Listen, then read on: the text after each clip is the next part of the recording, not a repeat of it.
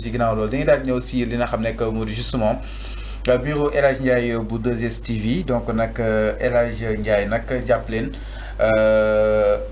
après Youssou Ndour bu TFM moom moo daal décidé pour daal di amal benn restructuration exactement si bu waatam ginnaaw rek ba mu daal di jàppee ni mi ngi jànkuwanteel ay jafe-jafe si wàllu koppar foofu si wàllu RSTV alors démb yaa ngi toogoon fii doon. tàgg peut-être El Hadj jàpp ni mu am problème waaye tey nag démb xam naa da laa dégg musuma ne amul problème kenn du ko dégg voilà merci comme démb dégg c'est que voilà li ma jógee wax lu amul solo ni yàlla s'il vous plaît amul solo alors El Hadj Ndiaye le gars yi mi peut-être ñoom ñu waajal ay licenciement ak baisse de salaire déedéet il n'a pas dit licenciement lu mu wax tu as dit même le mot restructuration. waaye léegi la ngay dégg si restructuration. waaye la nga siy dégg. licenciement ak restructuration. mais la nga siy dégg avant. non man dégguma loolu. si loolu mooy wàññi en fait. waa dégguma ñu am déedéet ça peut ne pas être wàññi. ça peut être diminuer ay salaire. ça peut être aussi déplacer des gens. ça peut être déplacer des gens. Créer encore une autre organisation, réorganiser, réinventer la société. Mais restructuration ne veut pas dire licenciement. Ça, il faut éviter ça dans le futur. Alors, donc, Moussoumane El Hadj Ndiaye musul am problème. J'ai dit, il a toujours réglé ses problèmes sans interpeller l'État. Même si on connaît fayal impôt, il paye ses impôts.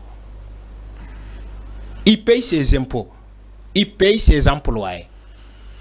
2STV man maa fi doon taxaw ne leen musuma leen dégg ci coow même ces journalistes musuma gis benn journaliste ñu ne di journaliste bu 2STV moo wax lii dégg nga loolu laa wax mais quant à El Hadj Ndiaye musul am problème musuma ko wax nit kooku sax amul ci àddina ku musul am problème musul am kooku amul ci àddina donc lii moo am solo Arfan lu mu wax. Il faut avoir l'amabilité de dire que tu me dis mes propres mots. Je suis d'accord avec toi. Parce que je n'ai pas ce problème-là. Mais quand tu me dis des choses que je n'ai pas dit, c'est là où j'interviens.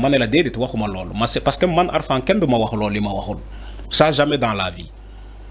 Alors, tay ñu ngi ci restructuration wa 2STV, c'est tout à fait normal. C'est tout à fait normal. Té mang len di xaar ñu def lolu. Comme ñom patron bi lolu la wax. Te loolu la ñu yegg ci presse bi où est le problème? Il y a pas de problème. Il y a pas de problème. Moi je ne trouve pas un problème. C'est le fait que 2STV, voilà El Hadj Ndiaye, le patron, il veut faire une restructuration. Je n'ai pas de problème. Il n'y a pas de problème dans ça. Voilà. Parce que je ne vois pas de problème. Je ne vois pas de problème. Voilà. Alors, mais pourquoi le problème est commencé exactement si jamono ji depuis régime bi mu ñëwee jafe-jafe yi soo commencé pourquoi loolu lan moo ko mën a. Fallou jafe-jafe yi commencé wul ci régime bi jafe-jafe yàgg na fi jafe-jafe presse. jafe-jafe presse commencé wul tey. kon mais mosuñu ko communiquer rek kon. jafe-jafe presse dama ne jafe-jafe presse même ci régime Macky Sall dañ ko doon communiquer. Il y avait des licenciements de la ci presse bi ci jamono Macky Sall. amoon ay licenciement jafe-jafe presse dafa yàgg parce que presse moo amul méthode de réinventer son économie. La presse doit réinventer son économie. Des méthodes ñu ñuy def pour réinventer son économie mais presse bi basé ci nguur état moo ma war a jox lii état moo ma war a jox ma fay salaire état moo ma war a jox aide à la presse état moo ma war a jox convention publicitaire sinon dama fay salaire presse war naa romb loolu ku dem ba jël initiative di créer presse da nga war a élaborer benn méthode économique bi nga war a def sa presse pour nga mën a fay salaire pour nga mën a fay say employé mais bul xaar dara ci état bu ñëwee mu doon un bonus.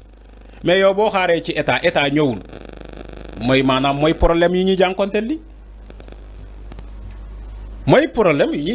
li donc la presse a toujours eu des problèmes ça ne date pas d'aujourd'hui. Maintenant il faut chercher comment régler ces problèmes là. Moi je suis d'accord pour qu'il y ait des assises de presse ñi ñi xalaat joxe seen xalaat nan la ñuy def ba presse bi jógee ci crise bi parce que on est en crise la presse est en crise war nañu mën a xalaat presse nan la lay def ba jógee ci crise bi loolu ay xalaat moo koy joxe ay assises moo koy joxe ay réinventer la presse donc waxante dëgg changer le code de la presse tout ça c'est des facteurs yoo xamante war nañu mën a intervenir ba ñu mën a changer le modèle économique de la presse parce que presse bi war na mën a am beneen modèle économique bi basé wul ci état mais ñun suñu presse Sénégal suñu modèle économique bu ñu am mooy ay convention publicitaire ay aide à la presse loolu kese la état bu ñëwee ma fay salaire état su ñëwulee ma torox ma dàq sa samay employé parce que état ñëwul loolu du presse même dans la presse internationale c'est pas comme ça que elle fonctionne boo demee ci dëkk yëpp presse dafa am méthode bu muy fonctionner économiquement mais pas xaar lépp ci état moo ma war a jox lii état moo ma war a jox lii ma mën a fay salaire c'est à éviter dans l'avenir moo tax ma ne la il faut réinventer le modèle économique de la presse. Donc le mal est partout, même de civil sax mi ngi si jafe-jafe. Oui, tu peux le dire, il y a pas de problème. Tu peux le dire, il y a pas de problème. Si tu trouves ça un mal, c'est un mal. Sauf que ñoom waxuñu c'est un mal. Critère pour am aide à la presse yi dégg naa ma yoonu fait de souligner que ni dafa xaw a bëri dafa xaw a diis en fait. Mais toi tu as vu le document. waaw gis naa ko mais dafa xaw a diis en fait Arfan. ba tey ci critères yi pour jot aide à la presse maanaam aide bi daal du ay caaxaan. déedéet du ay caaxaan parce que presse warul nekk caaxaan. ay caaxaan jotewu ko noonu. maanaam métier dina métier jot en fait quoi. déedéet du métier jot. Quelqu'un qui est en conformité du métier jot. On a demandé aux gens de s'inscrire dans la plateforme. Ils ont même énuméré les critères. Tu as vu les critères? Les gens ont fait tout pour balancer dans vos groupes. Vous avez tous vu les critères. Maintenant, où est le problème? Soit tu respectes les critères, ou bien tu ne respectes pas. Personne ne force personne à respecter. Le ministère même ne force pas les patrons de presse à respecter les critères. Tu respectes. Tu es en conformité, tu ne respectes pas, on ne te regarde pas. dégg naa ñu ne ñu conformé wul xanaa année prochaine. Je ne sais pas. Conformé wu pas non xawma ci dara. Non c'est ça loolu la Arfan. Mais Fallou ma ne la xawma ci dara. ñoom su luñ bind. Voilà. waaw ok. C'est toi qui es en train de m'informer. léegi pourquoi nga xam ko pour. waaw léegi su ma la ne xawma ci dara lu tax nga non mais. pour lire exactement pour lire que il précise que cette plateforme digitale est désormais le canal obligatoire pour les médias souhaitant solliciter le fonds d'appui à la presse. Ces derniers n'auront qu'à cliquer sur l'option formulaire pour formuler leur demande sur FADP. Donc avant de conclure, seuls les médias conformes peuvent voir l'option formulaire. Les non conformes doivent prendre leur mal en patience en attendre l'année prochaine. Madame, nous reconnaîtrons le presse boobu noonu. S'il te plaît ñu reconnaître wu jëm ci presse boobu noonu dañuy xaar li nga xam ne que mooy justement l'année dernière l'année prochaine pour ñu daal di li nga xam ne que mooy justement bindu si boobu li nga xam ne que mooy plateforme donc mi ngi noonu El Hadj Ndiaye mu nekk patron bu 2STV ñëw na fekk si ki nga xam ne que mooy Youssou Ndour jëm ci plan de restructuration bi nga xam ni itam woote nañ ko si li nga xam ne que moo di presse bi jàpp nañ nag instant bi ñu ngi dund ay jafe-jafe yu tar jëm si li nga xam ne que moo di personnel beeg ak li nga xam ne que moo di tolluwaay wi ñoom itam ñi ngi woote waxtaan entre ñoom ak direct le ministre bu nekk wàllu communication xool naka leen daal di trouver li nga xam ne que moo di une solution pour daal di sauver les emplois qui se trouvent actuellement dans le milieu justement de la presse sénégalaise mu nekk wenn mbir boo xam ne itam daf ñu daal di interpeller ñun les journalistes parce que quoi qu'on puisse faire de plus en plus les écoles de formation ñi génnee ay promotionnaires yu bees ay élèves yu bees itam ñoom bëgg nañ exercer exactement seen métier déjà dafa xaw a saturé métier bi donc nag